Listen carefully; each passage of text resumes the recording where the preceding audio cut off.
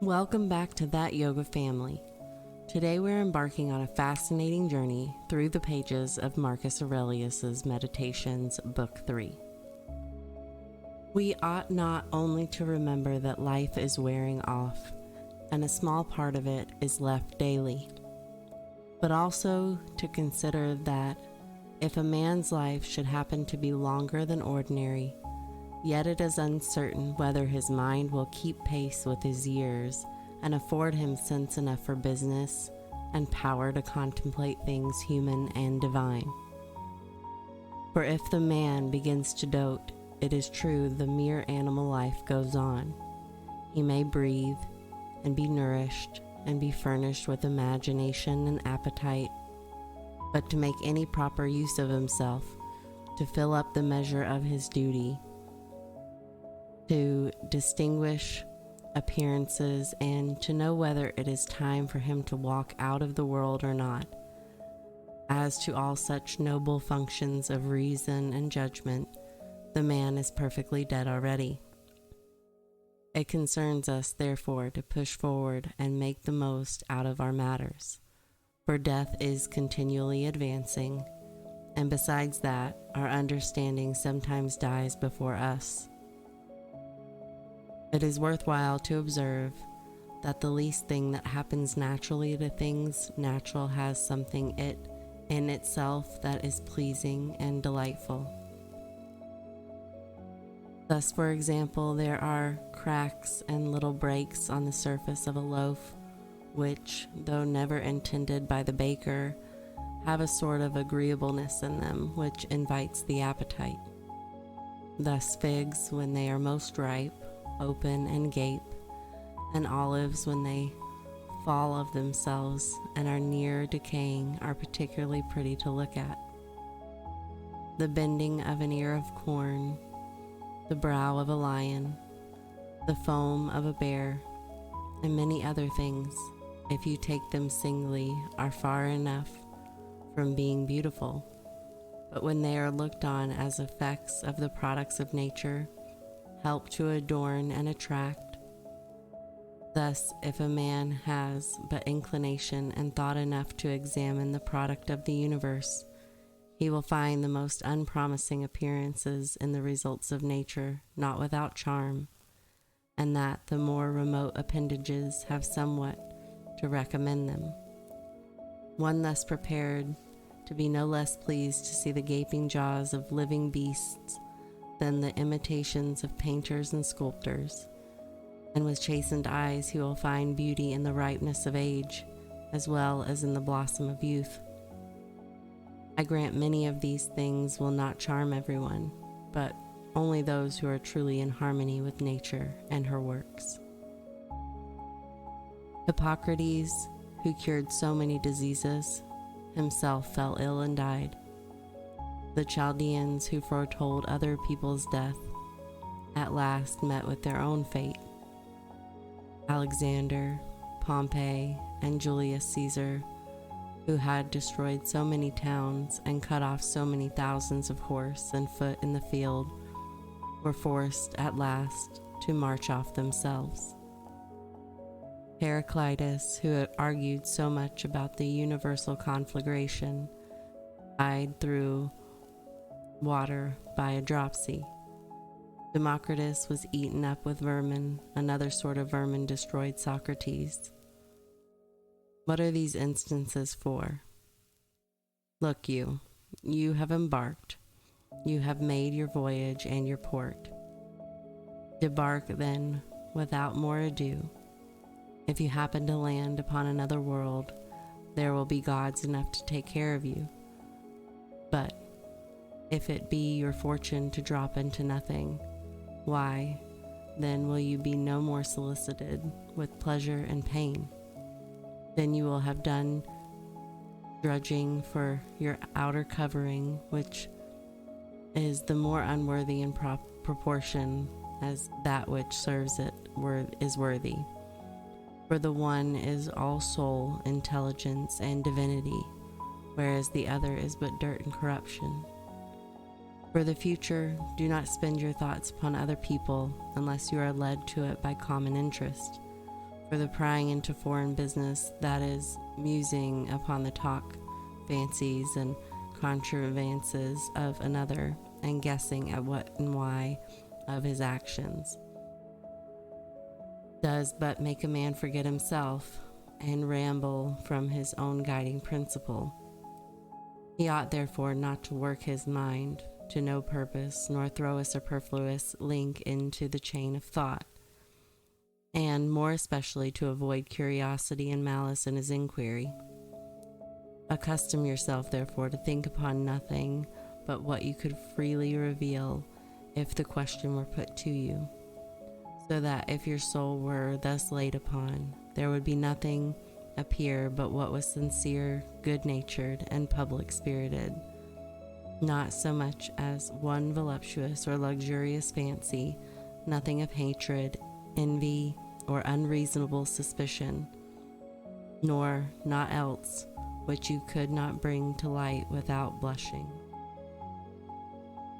A man thus qualified, who does not delay to assume the first rank among mortals, is a sort of priest and minister of the gods, and makes a right use of the deity within him. By the assistance thereof he is preserved, uninfected with pleasure, invulnerable against pain, out of reach of inquiry, and above the malice of evil people. Thus he wrestles in the noblest fight, to hold his own against all passions, and penetrated with the spirit of justice, welcomes with his whole heart all that happens and is allotted to him. He never minds other people's speech, thoughts, or actions unless public necessity and general good require it.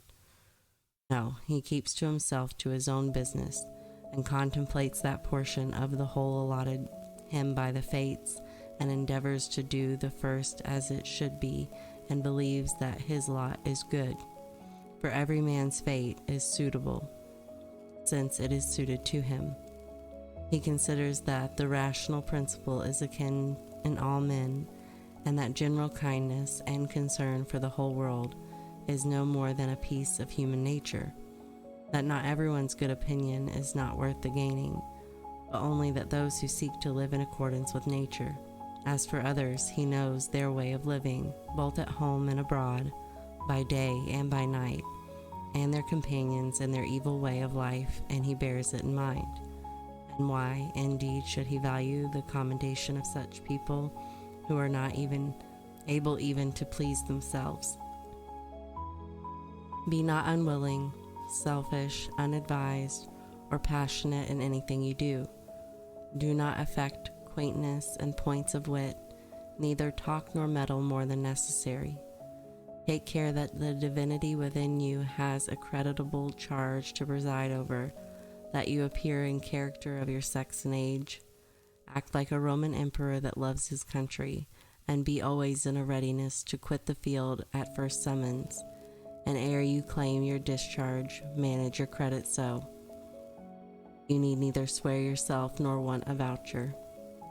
Let your air be cheerful, depend not upon external supports, nor beg your tranquility of another. And in a word, never throw away your legs to stand upon crutches.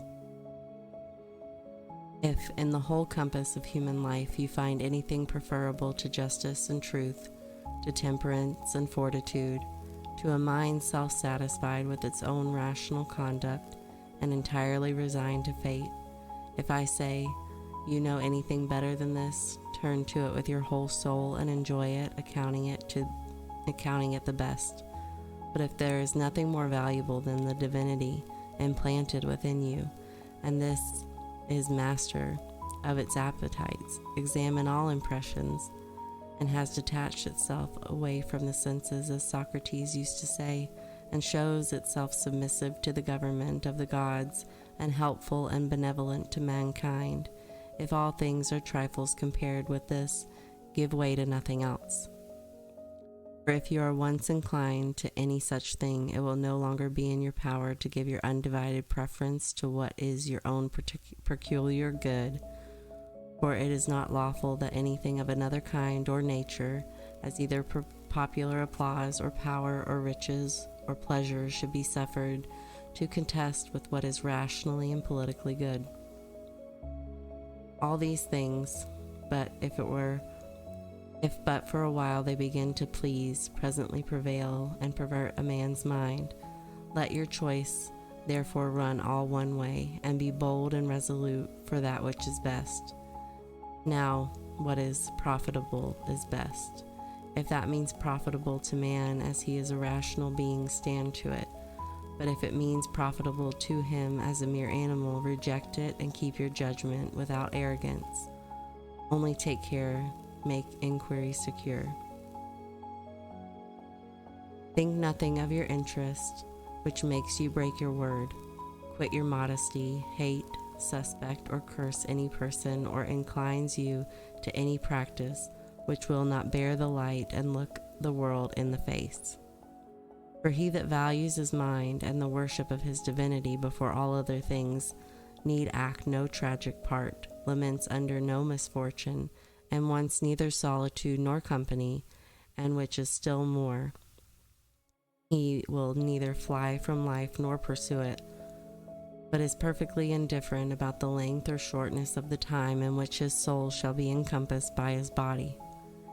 If he were to expire this moment, he is as ready for it as any other action that may be performed with modesty and decency.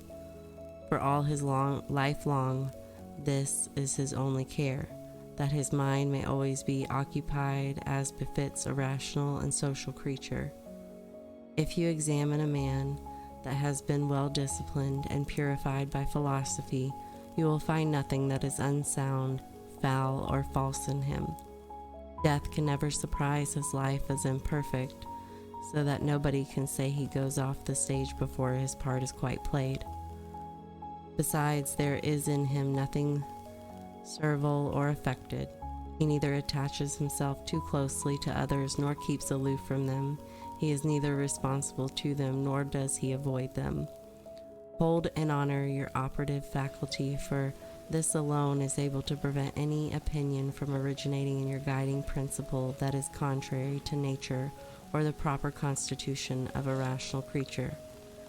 Now, a rational constitution enjoins us to do nothing rashly, and to be kindly disposed towards men, and to submit willingly to the gods. As for other speculations, throw them all out of your head, excepting those few precepts above mentioned, remembering withal that every man's life lies all within the present, which is but a point of time, but for the past is spent and the future is uncertain.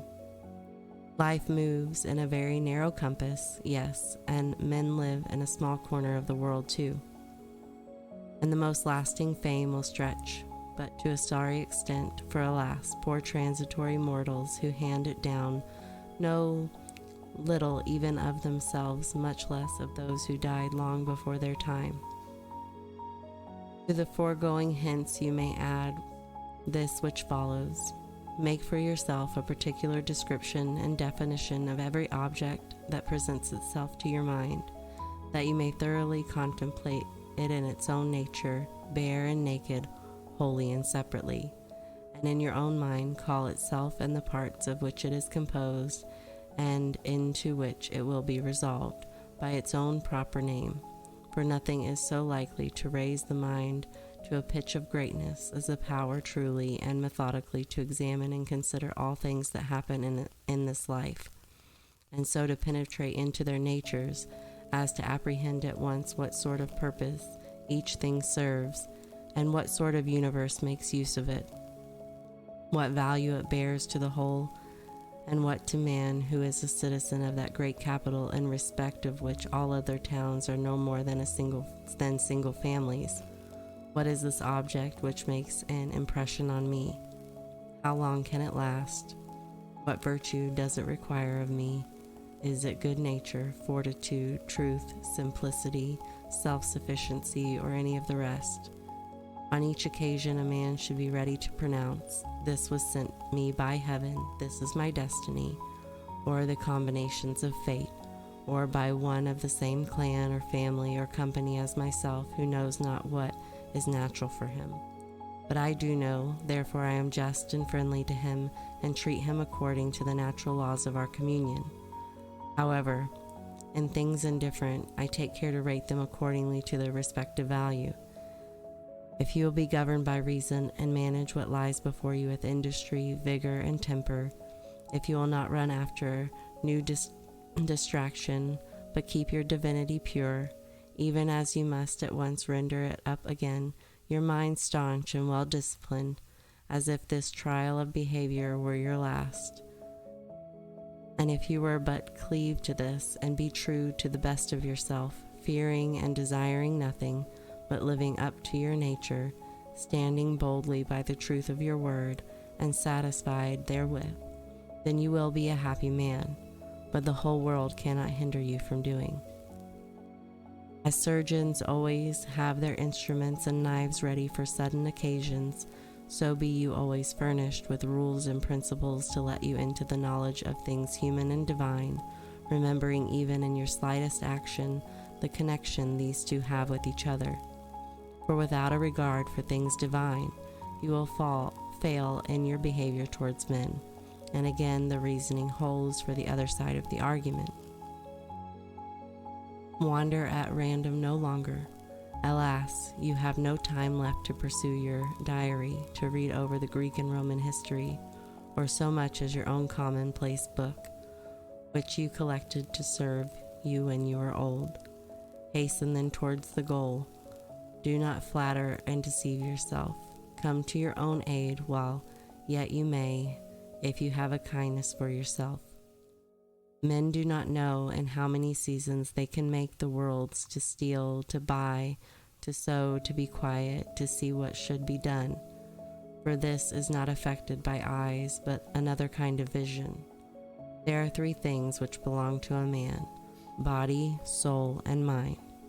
Sensation belongs to the body, impulse to the soul, and reason to the mind. To have the senses stamped with the impression of an object is common to brutes and cattle.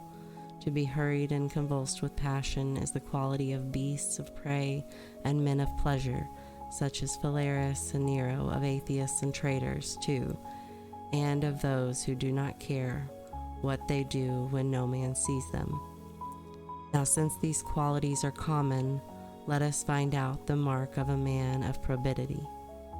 His distinction then lies in letting reason guide his practice, in contentment with all that is allotted to him, keeping pure the divinity within him, untroubled by a crowd of appearances, preserving it tranquil and obeying it as a god. He is all truth in his words and justice in his actions, and if the whole world should disbelieve his integrity, dispute his character, and question his happiness, he would neither take it ill in the least, nor turn aside from that path that leads to the aim of life, towards which he must move pure, calm, well prepared, and with perfect resignation in his fate. Wow, you guys, that book was really good. He reflects on several key philosophical principles that align with yogic philosophy and resonate with lots of different thought leaders of our time even today. But one that came to my mind was his emphasis on development of character and virtues. So he spoke on wisdom, courage, justice, and self-discipline. And a lot of these virtues are things that yoga parallels in their yamas and niyamas. That includes principles like nonviolence, truthfulness, and tapas, self-discipline. So they both philosophies, yoga philosophy and Stoic philosophy, they both stress the importance of cultivating inner strength and ethical conduct. He also acknowledged the impermanence of life and the transient nature of things. And so this resonates with some concepts in Buddhism and yogic principles of non-attachment, just understanding and accepting the impermanence, the constant flux of nature.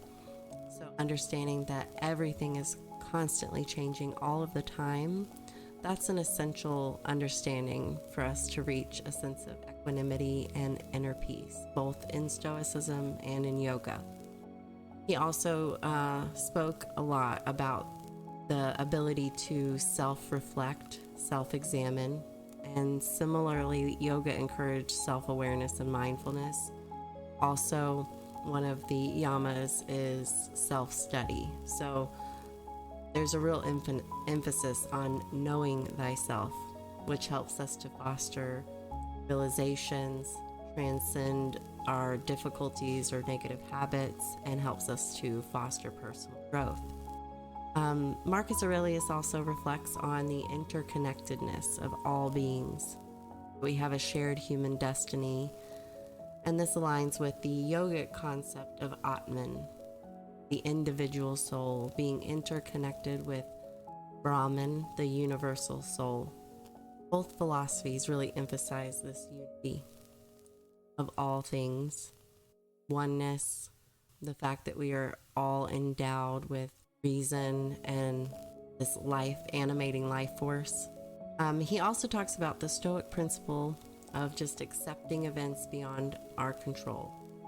And that kind of reminds me of the yogic concept of surrendering to the divine will or fate. That was just another reflection. And so I feel like they both really advocate for an equanimity in the face of challenges that life presents over. He also emphasizes the power of the mind to control one's reactions and emotions. And this resonates with yogic notions of developing mastery over the mind through meditation practices, concentration techniques, breath work, finding that edge when working in yoga poses, and staying present to oneself. So incorporating the Stoic principles for meditations into yogic practice, it really feels like it's enhancing my own journey here and helping me to contemplate these things in maybe a slightly different, tone or flavor. But embracing the common threads through these different philosophical ideas or religious concepts, I think really helps us to, instead of picking out all of the things that are different or, who's right and who's wrong about these things, and seeing where certain things might align and really going inward like both of these philosophies suggest, and seeing what resonates with us personally. So if you found this exploration interesting or enlightening, don't forget to like, share, and subscribe to our channel. And as always, keep seeking, growing, embracing the transformative power of the freedom of information that we have access to. Have a great day, guys.